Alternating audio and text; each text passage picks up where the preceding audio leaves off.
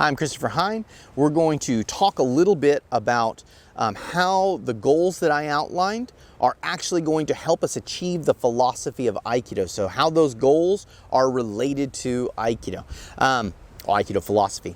So our main three goals are the ability to be ahead of someone, the ability to maintain distance from someone, and the ability to position well to someone, right? So to have a good position. So those are each goals, and those goals can each be used as a tactic.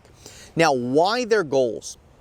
So understand that in our Aikido philosophy, we're dealing with a martial art that has something roughly to do with not hurting someone else, right? So that's something that's espoused a lot in Aikido philosophy, is that Aikido is not about hurting someone else, right? Something that allows us to defend ourselves, right? So meaning that not only do I not want to hurt someone else, but I have to deal with someone else who does probably want to hurt me. So how are we going to manage that, right? And then something that enables me to use their desire to attack against them and not have to have a lot of force and power myself, right? So this is another big thing in Aikido, is that, a smaller guy is able to deal with a bigger guy or a stronger guy or more forceful attacks, right? And this is something that a lot of different martial arts systems talk about, is that littler people can deal with bigger people. But I think Aikido does it in a little bit more of a general way and a more specific way at the same time, right? So let's talk about those goals and how those goals help us achieve that. So if I am ahead of someone, if I'm mentally ahead of someone, then I don't have to take drastic actions to take care of myself, right? So meaning, if I know, if I go over there, that guy is gonna go nuts and he's a big, strong dude and he's gonna attack me, and the only way I could defend myself would be to shoot him or stab him or do something terrible. That's the only way if I got in a situation with that guy. If I am mentally ahead like that, then I can just choose not to go there, right? So that helps me achieve all of my Aikido philosophy, right? So if I don't go over there and that guy doesn't attack me, then I don't hurt him, he doesn't hurt me, and essentially he doesn't even have an attack to use against him, so I could be the smallest guy in the world and that will work, right? So I don't have to have a lot of power in order to enact that. I just have to be aware of what's going on way in advance.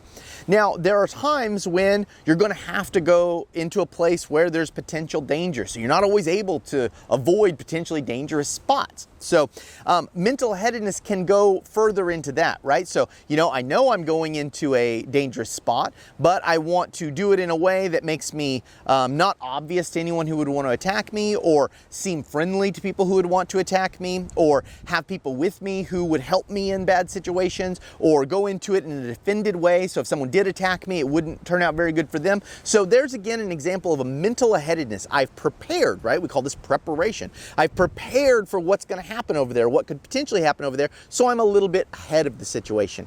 And then that aheadedness falls all the way down to what in martial arts is called sensen no sen. And sensen no sen means to be in the moment before the moment of attack, right? So, and that is essentially, if I was talking to someone and I can tell they're going to hit me in 1 second, right? And I'm able to act in that moment before they're able to act. And that's the last aheadedness that we have in Aikido. And in fact, when asked about the timings of martial arts, right, which are go no sen, to be after the moment, sen sen, to be in the moment, and sensen no sen, to be before the moment, Ueshiba said Aikido is none of those things, right? Aikido is not any of those, because Aikido is more than that. There's something else going on. And that in fact, Aikido victory doesn't happen in moments, it happens instantly. We're already ahead in Aikido. And I think he's alluding to this being aheadedness. And so the last aheadedness we could have in Aikido would be sensen no sen. But it's actually, in our philosophy, kind of still far behind, right? So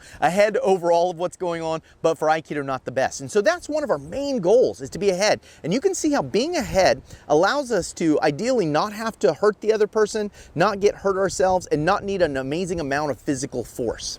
Okay, now, if we can't manage any of those, and there's going to be times where you can't get any of those to happen, right? You get surprised and all kinds of bad stuff happen. The next major goal we have is distancing.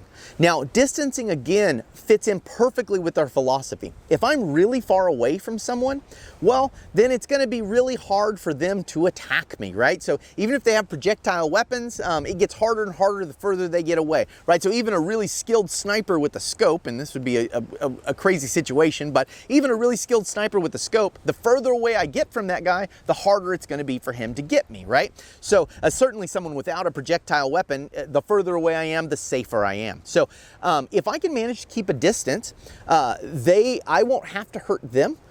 They won't be able to hurt me, and I don't need a lot of physical force, right? So in fact, I need no physical force really at a distance. Now, as I keep the distance, I might need to be able to move and all kinds of stuff like that. And so there is some physicality that might come into play, but if I can achieve distancing, then I don't have to worry about anything else. I'm achieving my Aikido philosophy, right? So I'm doing all the Aikido philosophical stuff we talked about.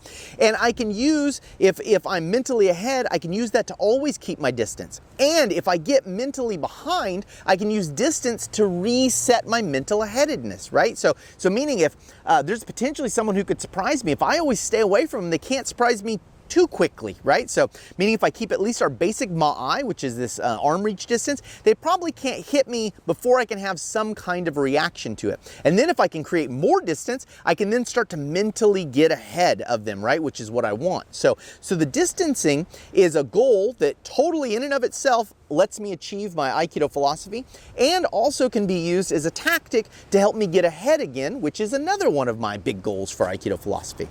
Now, the last of these is superior positioning. Now, again, if I have a really, really great position, and a great position could be anything like, hiding so no one even knows I'm there. That's a great position. Or it could be that I'm on top of a mountain and it'd be a lot of work to get up to me, or I'm in a safe room, or all kinds of things. Or it could be as simple as just being behind someone, and that's our ideal simple position in Aikido, which is the eating me position, to be behind someone. Now, if I can achieve really good position, again, I can keep them from hurting me while I don't have to hurt them. And at the same time, it doesn't require a lot of physical force. So you see how, again, this goal beautifully lines up with what my Aikido philosophy is. And that goal can be used as a tactic to help me with my other ones. So let's say I let the distance get all messy, and I certainly wasn't ahead of them. If I can get myself to the ideal position, the eating me position behind them, then it's going to be easier for me to distance, easier for me to dictate to them what they have to do, right? So they have to come around me in some way to get to me.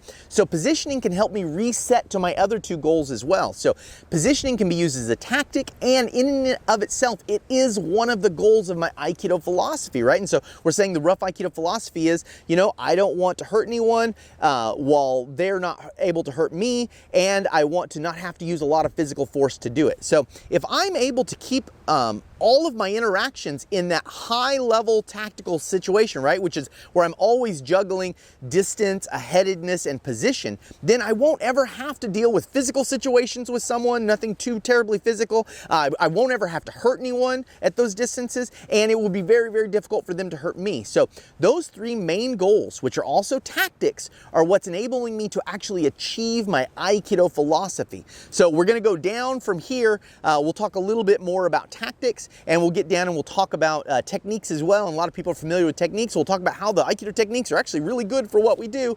I'm Christopher Hein. Thanks a lot for watching.